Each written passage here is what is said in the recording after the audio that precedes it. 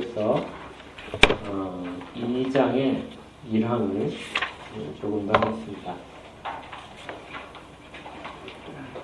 페이지가 22페이지로 되어 있네요. 예수님도 신앙고백서 제2장 거룩하신 삼일체 하나님의 1항, 하나님이 어떤 분이신가 하는 부분에 있어서의 우리가 지난주까지 불변하시고 광대하시며 영원하시고 불가해하시며 전능하시다, 그리고 지극히 지혜로우시며 지극히 거룩하시고 까지 한 것 같아요. 예, 한쪽 부분에서는 지극히라는 말을 쓰지 않고 하나님은 불변하신다 하는 부분을 가지고 지극히가 아니고 초월해 계신 것을 말씀하시죠. 그리고 하나님의 그 어떤 성부분에 있어서 우리가 상상할 수 있는 것에서의 가장 완전성, 이걸 가지고 지극히라는 부분으로 설명을 하고 있습니다. 거기에 이제 광대하시며 영원하시다 이 부분을 조금 더 설명을 하고 이제 시작을 할게요. 우리가 이 예수님도 신앙고백서에서의 신성에 관한 부분을 이렇게 향해서 보고 있는데, 웨스턴 신앙고백서에서 이렇게 그 앞부분에 신성을 완전히 다 종합적으로 이렇게 기록을 해놓고 있다고 그랬죠. 이유가 제가 여러 자료를 참고하고 또 묵상하고 이렇게 해보니까 두 가지가 있는 것 같아요. 첫 번째는 실제로 오늘 다룰 부분에서 나올 텐데요. 우리가 뒤에 부분을 살펴보게 되면 하나님의 작정도 나오고 그 다음에 섭리도 나오고 이런 그 모든 것들이 구원의 방편 같은 것들이 다 나올 겁니다.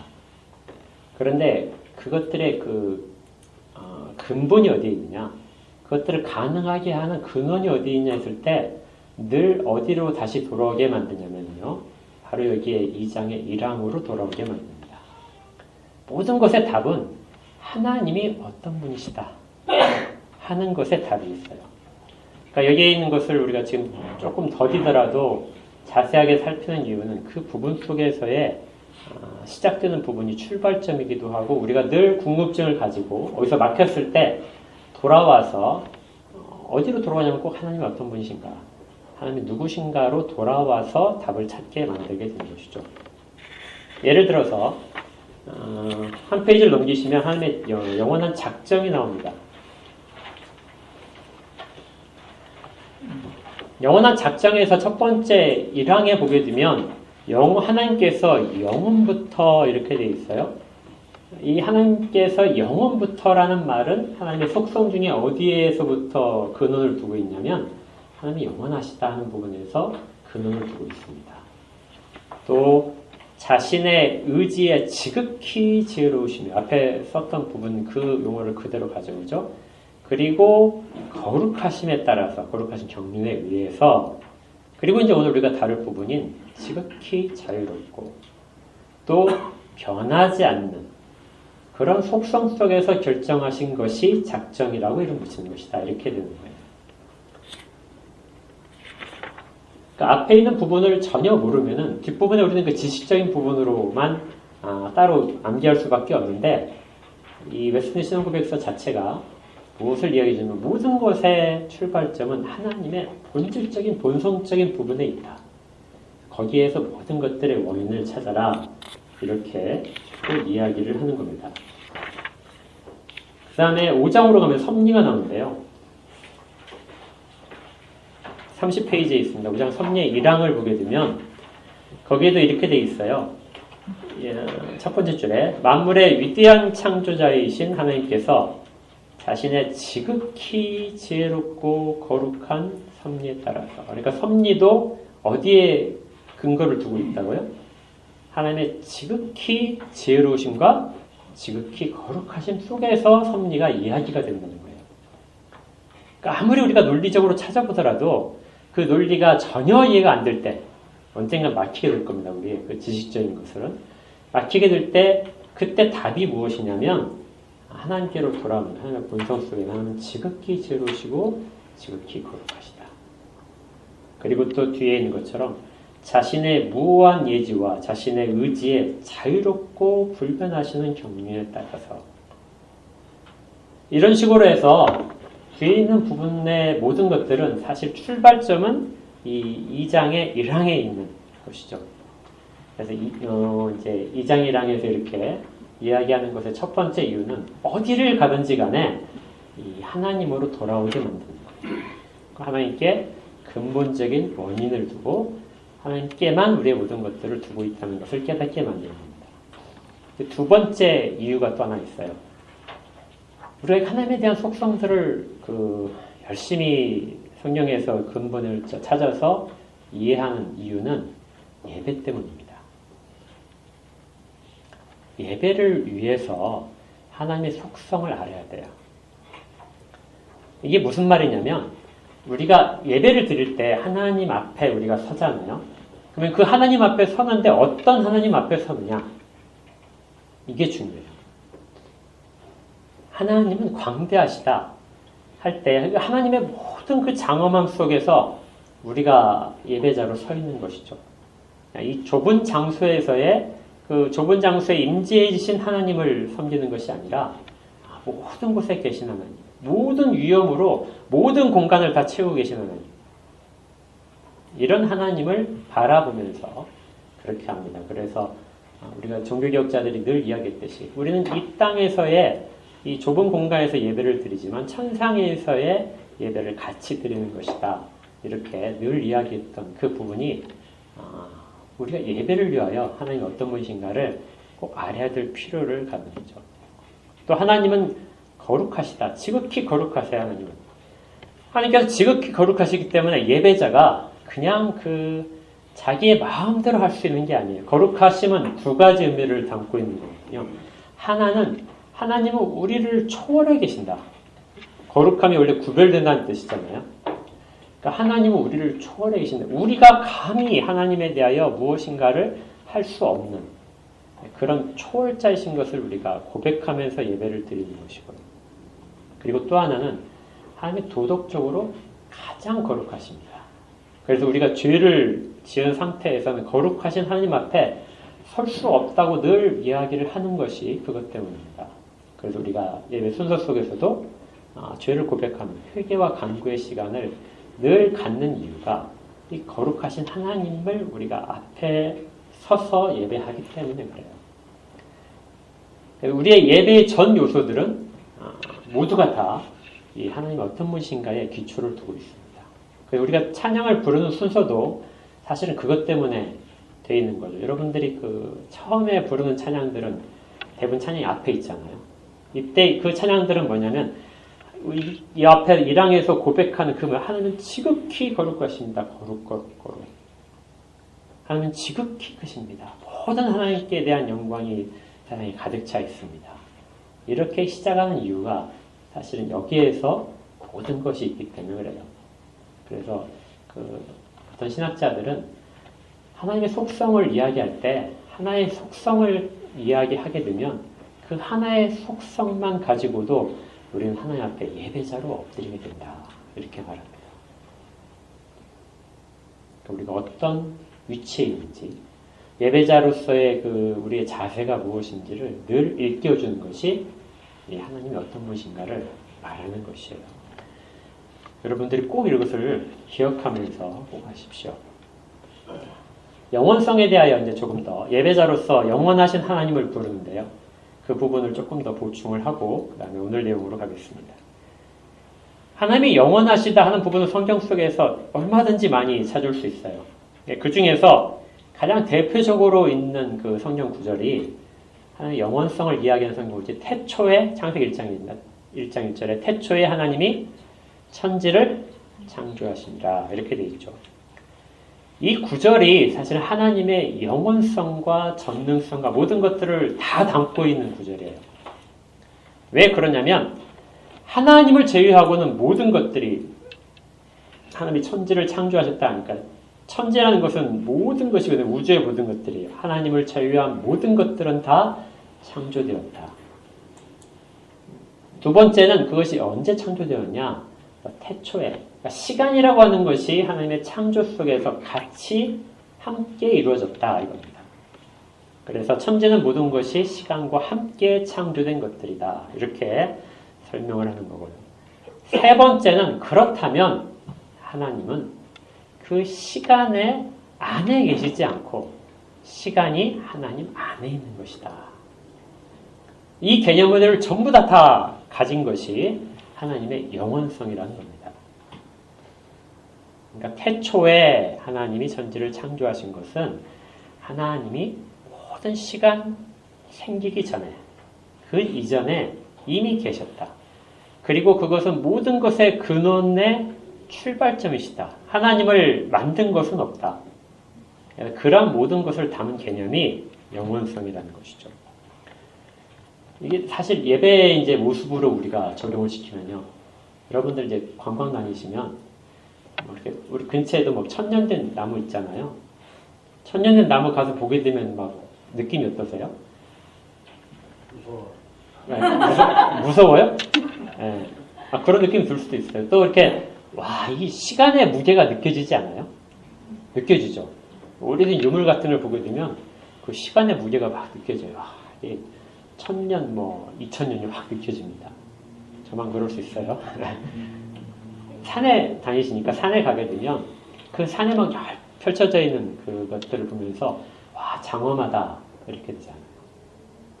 근데 하나님은 우리가 생각하는 1000년, 2000년의 그 시간의 무게가 아니거든요. 모든 시간 밖에 계신 분이기 때문에 시간이 그분 안에 있기 때문에 모든 시간이 하나님 앞에 우리가 설 때는 모든 시간의 무게감이 우리한테 쫙 오는 겁니다.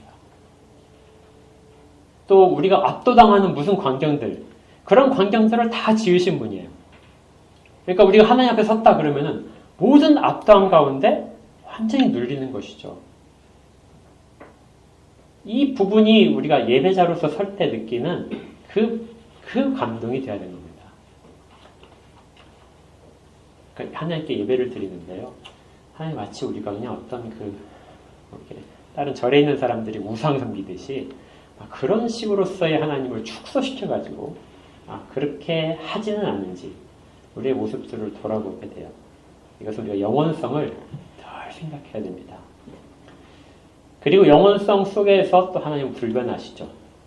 하나님은 우리가 지난번에 살펴봤듯이 하나님은 하나님의 계획하심, 하나님의 말씀하심을 변치 않으세요. 그래서 우리가 하나님을 신뢰할 수 있는 거죠.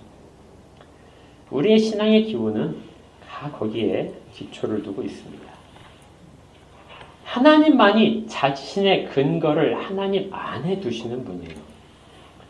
그래서 이것을 이제 하나님이 자존하신다 이렇게도 이야기합니다. 오늘 이제 우리가 살펴볼 부분에서 핵심적인 내용이요. 지극히 자유로우시며 지극히 절대적이시다 하는 부분입니다. 이게 좀 어렵긴 해요. 우리가 하나님에 대하여 알 수 있는 지식들, 또 살면서 하나님께 질문하는 모든 것들, 궁금증들에 대하여 성경이 답을 하는데요. 어떤 식으로 답을 하냐면 세밀하게 잘 알려주지 않습니다. 그러니까 설교자들이 아무리 성경을 풀어서 설명을 하더라도 사실은 그게 답이 아닐 수 있어요. 여러분들이 이해를 돕는 것이지 답을 제시하지 못할 때가 굉장히 많습니다. 하나님은 전능하시다고 그러잖아요. 성경에서 하나님이 전능하심이 제일 많이 나오는 구절이 어딜까요? 이걸 제일 잘 보여주는 구절. 창세기 하나님께서 창조하실 때 능력을 보여주시죠. 그 이후에요. 하나님이 전능하시다. 창세기와 비슷한 구절들을 인용을 하는 성경이 이제 중간에 나와요. 다 시편도 있고요. 근데 그 중에 하나가 욥기입니다. 욥기에 창세기에서 하나님이 창조하신 구절들이 수두룩하게 등장합니다. 왜 그게 등장하냐면요. 욥이 자신에게 닥친 모든 것들 전혀 근거를 찾을 수가 없어요. 자기는 열심히 하나님을 섬겼고 하나님을 열심히 믿고 그리고 혹시라도 죄를 범했을까봐 거기에 대한 제사까지도 빠짐없이 드렸어요. 누구나가 다 욥에 대하여 의롭다 하고 이야기를 합니다. 하나님이 말씀하신 걸 다 지키고 있는 것이죠. 근데 그에게 불행이 찾아온 거예요. 불행이 찾아가는데 답을 찾을 수 없는 거죠. 아무리 자기가 지혜로워하다 할지라도 거기에 대한 답을 아무리 발견을 하려고 해도 답이 안 나오는 겁니다. 그래서 계속해서 하나님께 따져요. 거의 여기에 많은 부분들은 마치 하나님의 답을 이끌어내기 위하여 하나님을 유도하는 신문처럼 그렇게 계속 하는 불평들, 이것이 반복되는 겁니다. 그렇게 계속해서 하는데 이제 하나님이 전혀 답변을 하지 않으시다가 이제 마지못해 답변을 하시는 것처럼 등장을 하십니다. 이게 여기 이제 38장부터 나와요. 이렇게 시작돼요. 하나님께서 나타나셔서 욥에 말씀하시는데 무지한 말로 생각을 어둡게 하는 자가 누구냐? 그러니까 욥이 지금 아무리 하나님에 대하여 자기가 알고 있는 지식을 통해서 이야기를 하고 있는데 하나님이 뭐라고 하시면 무지한 말로 자기의 생각을 어둡게 하고 있다. 너는 대장부처럼 허리를 묶고 내가 네게 묻는 것을 대답할지라. 오히려 하나님이 이제 물으십니다. 근데 그때 물으시는 질문들이 뭐냐면 내가 땅에 기초를 놓을 때 네가 어디에 있었느냐? 내가 바다를 만들 때 네가 어디 있었느냐? 내가 하늘의 움직임을 정할 때 네가 어디 있었느냐? 하나님은 욥이 물었던 수많은 질문들에 대하여 답을 하시는 것이 아닙니다. 하나님의 답은 딱 한 가지예요. 나는 너를 지은 자고 네가 있기 전에 나는 이 세상을 창조한 창조주다는 거죠. 하나님은 사람에게 있어서 답을 구하지 않고 하나님이 답이 되시는 분입니다. 그러니까 아무리 우리가 신학적인 질문을 하고 세상에 있어서의 지혜를 구한다 할지라도 무엇 속에 우리가 전부 다 그걸 떠날 수 없냐면 하나님은 광대하시다. 하나님은 영원하시다 하는 것이 유일한 답인 거예요. 그걸 다 알 수가 없는 거죠. 우리 신앙은 그래서 끝까지 답답한 부분들이 있을 겁니다. 그러나 그럴 때마다 우리가 이렇게 의지하고 돌아오는 우리의 근본의 토대가 어디냐면 하나님은 무한하신 분입니다. 하나님은 불변하신 분입니다. 하나님은 유일하신 분입니다. 하나님은 천지를 창조하신 분입니다. 이것으로 하나님은 모든 답을 하시는 겁니다. 신앙에 있어서의 답은 그래서 하나님이 주시는 답은 유일하게 하나라면 나는 완전한 자다. 하나님의 말할 수 없는 권능 앞에서 모든 인간들은 자신이 제기했던 질문들이 아무것도 아닌 것이 되는 것을 경험을 하게 됩니다. 그 답이 우리가 읽었던 출애굽기 3장 14절에 있는 이 구절 속에서 담겨 있는 것이기도 해요. 모든 내용은 어디로 가냐면 나는 스스로 있는 자니라. 너는 이스라엘 자손에 가서 내가 누군지를 알려주어라. 근데 나는 스스로 있는 자다.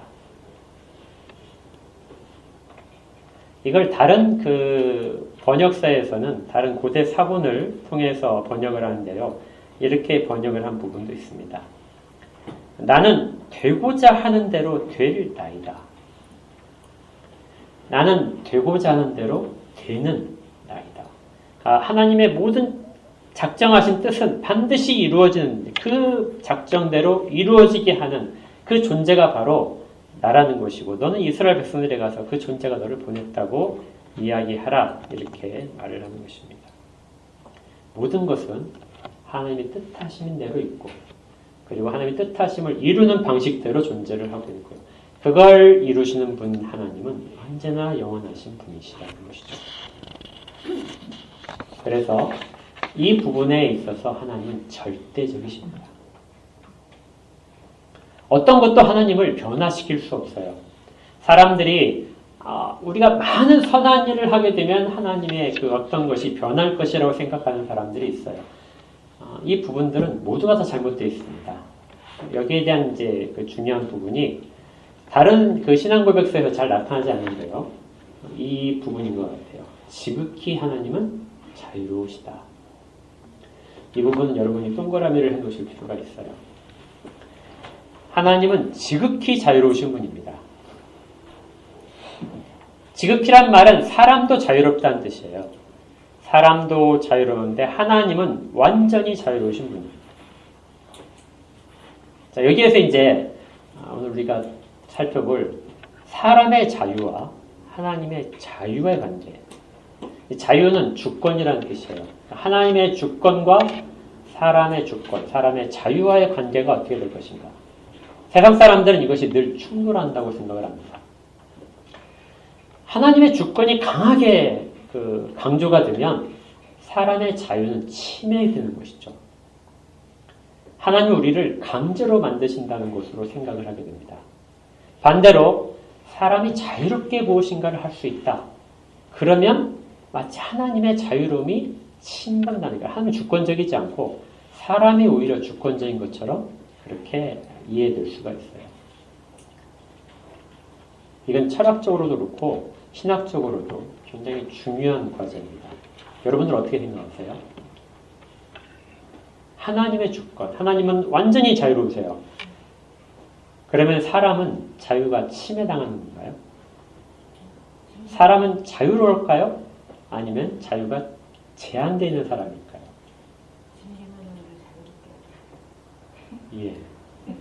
자유롭습니다. 예, 맞아요. 사람은 지극히 자유롭진 않지만 사람은 자유롭습니다. 사람은 한 번도 사람의 자유를 다 빼앗긴 적이 없어요. 우리가 종의 죄의 종이 된다 할지라도 우리의 자유는 다 빼앗긴 적이 없어요. 이건 하나님이 우리에게 그 부분을 일정하게 주셨기 때문에 손을 대지 못하도록 하시기 때문에 사람의 자유는 늘 우리 가운데 일정 부분은 남아 있습니다. 그 일정 부분 남아있는 부분을 무엇이라고 하냐면 선택의 자유라고 그래요. 네. 사람은 강제적으로 무엇인가를 선택받지 않습니다. 그래서 우리가 선택을 할 때 내 의지로 모든 것들을 선택을 하는 거예요. 그래서 좀 더 정확하게 말씀드리면 강제로부터 강압적으로 무엇인가를 해서 무엇인가를 선택하는 것이 아니라 사람은 자기의 주어진 자유를 가지고 네가 그것을 선택할 수 있도록 하나님이 해주셨기 때문에 그것을 사람이 선택을 하는 겁니다. 이건 하나님께서 침범하지 않으세요. 그 다음에 이제 우리가 잃어버린 자유가 있어요. 잃어버린 자유를 뭐라고 하냐면 이제 도덕적인 자유라고 합니다. 도덕적인 자유는 사람들이 처음에 가지고 있어요. 도덕적이라는 말은 하나님이 원하시는 것을 선이라고 하거든요. 그 선을 택할 수 있는 것이 자유예요. 그래서 도덕적이라는 것은 내가 마음껏 선악을 판단하는 자유가 아니라 선을 행할 수 있고 그걸 따라갈 수 있는 자유가 도덕적 자유입니다. 처음에 사람은 타락하기 전에는 이 자유가 있었어요. 그래서 타락하기 전에 아담과 그 아내의 그 모든 자유는 자기가 선을 택하고 그것을 어떤 강압적으로 외압적으로 하지 않고 자기의 순전한 자유로서 선택을 하는 겁니다. 그럴 때 하나님을 기쁘시게 할 수 있어요. 하나님은 우리한테 강압적으로 너 이거 해 안 하면 죽어 그렇게 말씀하시고 나서 그것을 행하고 나서 그걸로 기뻐하신 적이 한 번도 없습니다. 자기의 자유로운 의지의 선택으로서 어떤 것을 하는데 그것이 하나님을 기쁘시게 하는 것을 선택을 했을 때 그때 우리는 하나님께 영광을 돌릴 수 있는 거예요. 그래야 우리가 여호와를 즐거워할 수 있습니다. 즐거워한다는 것은 압제 속에서 나오는 것이 아니고요. 자유 속에서 나와요. 그래서 사람은 그렇게 창조가 되었습니다. 그런데 사람이 타락을 했어요. 타락한 상태에서 우리에게 없어진 것이 무엇이냐면 그 강제가 없는 자유, 선택의 자유는 없어지지 않고요. 우리에게 도덕적인 자유가 없어지게 됩니다. 이걸 이제 방향에 있어서의 자유예요. 우리가 어떤 것을 선택하는 자유가 있는데 그렇게 선택을 했는데 그 선택한 방향이 다 악한 것이에요. 하나님이 싫어하시는 것입니다. 이게 타락한 사람의 부패한 본성의 영향이죠. 이 부분이 모든 인간에 지금도 남아 있습니다. 그래서 우리가 선택을 자유롭게 하면서 또 그 선택의 결과가 하나님을 싫어하는 방향으로, 하나님을 증오하는 방향으로, 하나님의 진노를 받는 방향으로만 선택하게 되는 그런 속에 현재 우리가 있다는 것이죠. 언제나 하나님은 사람에게 이 선택의 자유를 주신 것이 성경에 명백하게 나와 있습니다. 하나님께서 그 약조를, 사람과 언약을 맺으실 때 특별히 이 선택의 자유가 아주 중요해요. 신명기 30장 19절에 보게 되면 내가 오늘 하늘과 땅을 불러 너희의 증거를 삼노라. 내가 생명과 사망과 복과 저주를 내 앞에 두었은즉 너와 내 자손이 살기 위하여 생명을 선택하라. 하나님은 강압적으로 하나님과의 언약을 맺도록 하신 것이 아니고요. 그리고 하나님을 섬기는 일을 강압적으로 시키시는 것이 아니라 네가 선택을 해서 그 길을 가라고 늘 말씀하십니다. 이것이 이제 언약의 조건 중에 들어가요.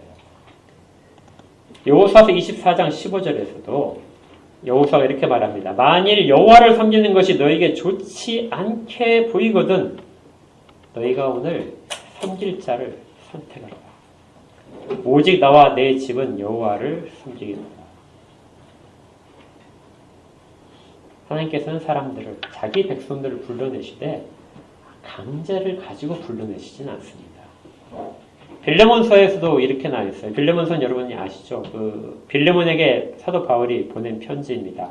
빌레몬의 그 종이었던 사람 오네시모가 도망쳤어요. 아마 금전적인 손해도 끼친 것 같아요. 그리고 도망쳤는데 로마로 와서 바울을 만나고 아마 회심을 했던 것 같습니다. 그리고 거기서 기독교인이 됐어요. 그러자 이제 바울 사도께서 빌레몬에게 너 다시 돌아가라 하고 이야기를 합니다. 돌아가서 이 편지를 보여줘라. 근데 그 편지에 오네시모를 용납하라고 이야기하고요. 만약에 오네시모가 피해를 끼친 것이 있다면 내가 변상을 하겠다. 이렇게 이야기합니다. 근데 여기서 이제 우리가 기억할 것이요. 사도 바울이 빌레몬에게 명령을 하면 돼요. 이게 마땅한 도리이기 때문에 이렇게는 행하라 이렇게 명령을 하면 되는데 그 부분까지도 사도 바울은 편지 속에서 이렇게 권면을 합니다. 다만 너의 승낙이 없이는 내가 아무것도 하지 않기를 원한다. 이는 너의 선한 일이 억지같이 되지 아니하고 자유로 되게 하려 합니다. 바울이 만약에 명령으로서 빌레몬에게 이야기해서 오네시모를 용서를 하고 그를 받아준다면 이것은 너의 선한 일이 될 수 없다는 거예요. 강제로 한 것이지. 나는 그것을 원하지 않는다. 네가 선한 일을 할 수 있는 기회를 줄 테니까 네가 선택을 하라 이겁니다. 언제나 우리에게 선택의 자유는 늘 있어요. 그리고 그것은 교회에서도 여러분들을 강압적으로 하지 않습니다. 여러분들 우리 장로교에서 교육주의에서 여러분들의 그 최후의 마지노선, 판단의 마지노선은 여러분의 양심이잖아요. 양심에 따라 여러분이 선택을 할 수 있도록 늘 이야기를 합니다. 아무리 모든 사람들이 다 이것을 말한다 할지라도 신앙의 양심으로 내가 하나님 앞에 선 자로서 그 부분에 있어서 내가 인정을 하지 못한다면 여러분의 양심 속에서 그것들을 가지고 있으셔도 돼요. 우리는 자유롭게 자유가 보장된 사람들입니다. 그러나 역시 마찬가지로 우리가 선택하는 것이 도덕적으로 타락한 것만으로 가고 있다는 것도 잊으면 안 돼요. 그래서 우리의 결정을 최고의 결정으로 둘 수가 없습니다. 늘 이 부분이 충돌을 하게 되겠죠. 그래서 그리스도인들은 이 충돌 속에서 살아가는 그런 사람들이에요. 근데 이전의 사람과 중생한 사람들의 차이점은 이전의 사람들은 자기에게 어떤 자유도 박탈당한 적이 없다고 생각을 합니다. 자기가 선택하는 것은 선을 택할 수도 있고 악을 택할 수도 있다. 거기에 대한 책임을 질 뿐이다. 선택할 수 있는 자유와 도덕적인 그 자유가 모두가 다 있다고 생각을 하는 거예요. 그런데 중생을 하고 나니까 그리스도인이 되고 나니까 무엇을 깨닫냐면 내게 선택한 자유가 있는데 나는 그것을 사용해서 여전히 악한 것만을 선택하고 있구나. 이 부분을 깨닫게 되는 것이죠. 이게 바울 사도께서 로마서 7장에서 이야기하는 그런 상태입니다. 원함은 내게 있으나 선을 행하는 것은 없노라. 내가 원하는 바 선을 행하지 아니하고 도리어 원하지 아니하는 바 악을 행한다. 이게 그리스도인이 느끼는 거예요.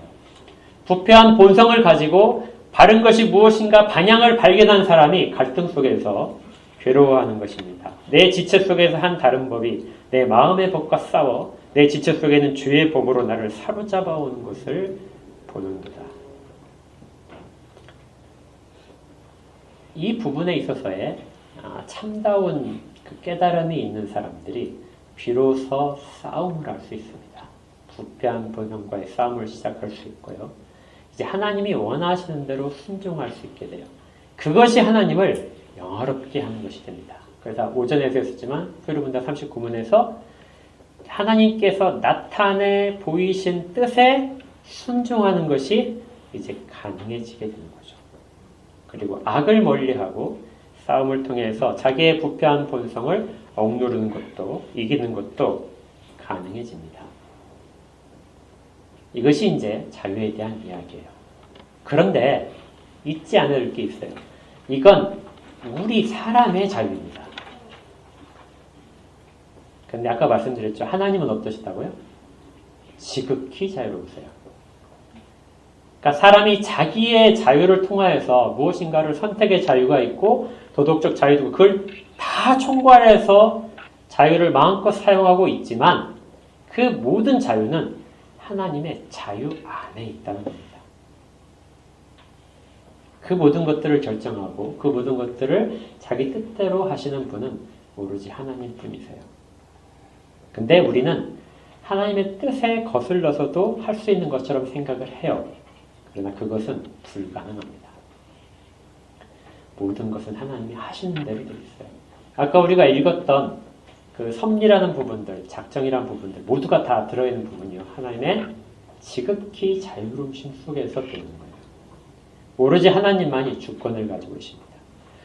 그래서 사람이 아무리 자유를 사용해서 무엇인가를 하고 결정하고 그걸 가지고 하나님을 변화시킬 수, 설득할 수 있다고 생각하지만 하나님의 자유는 전혀 침범받지 않으세요. 오로지 하나님의 자유롭게 모든 것들을 결정하시는 것이죠. 그래서 이게 좀 어렵지만 그것을 이야기하는 것이 제1원인과 제2원인이란 말로 되는 겁니다. 제1원인은 하나님의 자유로운 모든 것, 하나님의 절대적이고 자유로운 결정들, 하나님의 뜻하심과 행하심이고요. 제2원인은 우리들이에요. 사람들 각자가 행하는 것입니다. 이거에서 제2원인들은 무엇을 하면 자유롭게, 그리고 다 각자 자유롭게 하니까 전부 다 우발적이 되겠죠? 우리는 예측할 수 없으니까 자유롭고 우발적으로 제2원인들은 계속해서 움직이는데 이 모든 것들은 하나님의 제1원인 안에서 이루어지는 거예요. 그래서 여러분들이 책자를 보시면 25페이지를 보시면요. 3장에 하나님의 영원한 작정이 나옵니다. 나중에 좀 더 자세히 할 텐데요. 쭉 한 번만 읽어볼게요. 1항에서 하나님께서 영원부터 자신의 의지에 지극히 지혜로우시며 거룩한 경륜에 의하여 일어나게 될 어떤 일이든지 자유롭게 그리고 변치 않게 작정하셨다. 그로 인하여 하나님께서 주의 조성자가 되시거나 피조물의 의지를 침해하는 것도 아니다. 여기서 피조물의 의지는 선택의 의지적 자유를 말합니다. 또한 제2원인들의 자유나 우발성이 제거되는 것도 아니다. 오히려 그것들을 더 확립시켜 주신다. 그런데 이것들이 모두가 다 어떻다고요?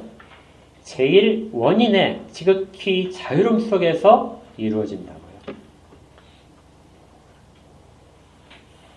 그것이 하나님이 지극히 자유로우시고 하나님이 지극히 절대로우십니다. 이 부분을 인정하지 못하면 다 곁길로 가게 돼요. 예를 들어서 우리가 이제 마지막으로 예를 하나니까 기도를 한다고 이렇게 하는 것이다. 기도를 할 때 여러분들이 기도하면 하나님이 뜻을 바꾸실 수 있다고 생각을 하나요? 아니에요? 그럼 왜 기도하세요? 하나님 뜻 안에서. 예, 맞아요. 성경에서 써 있잖아요. 하나님이 뜻을 바꾸실 수 있어요. 조금 전에 말씀하셨다가 마치 변덕스러운 것처럼 그렇게 바꾸시기도 해요. 그런데 그게 무엇이냐면 그게 하나님의 자유로움 속에 있는 겁니다. 그리고 하나님은 사람에게 기도하도록 하세요. 그리고 사람이 기도를 하고 안 하고 하는 그 자유 속에서 그것들을 사용하셔서 하나님의 자유로운 결정들을 하십니다. 그러니까 마치 하나님이 마음을 바꾸신 것처럼 이렇게 되지만 실질적으로는 하나님은 하나님의 계획 속에 우리의 기도가 들어있는 거예요. 우리의 기도를 통하여 우리의 기도를 사용하셔서 일하시기로 작정하시고 그대로 우리의 기도를 통해서 마치 그것이 응답받는 것처럼 그렇게 하시는 것입니다. 그럼 만약에 우리가 기도를 하지 않는다 하게 되면 하나님이 원하시는 뜻과 반대적으로 우리가 하려고 했죠. 우리는 그걸 자유롭게 해야 돼요. 그렇게 자유롭게 자기 의지로 하는 것 결과도 하나님의 모든 섭리 가운데 여전히 있는 거예요. 그러니까 매우 놀랍고 신비로운 겁니다. 우리가 하나님께 대해 뭘 기여할 수도 없고 하나님의 무엇인가를 하나님이 이렇게 계획하신 것을 바꿀 수도 없어요. 그러나 우리가 그렇게 원하는 것들을 통하여 하나님을 일하시는 거죠. 그때 답은 단 하나밖에 없습니다. 하나님은 지극히 자유로우시고 지극히 절대적이시고 하나님은 지극히 지혜로우시며 하나님은 영원 가운데서 모든 일들을 작정하셨다. 여러분들이 이제 우리가 이 부분 이제 다음 주까지 해서 1항을 이제 끝낼 텐데요. 언제나 우리의 모든 신앙의 출발점, 토대는 하나님의 속성 가운데 있다는 것.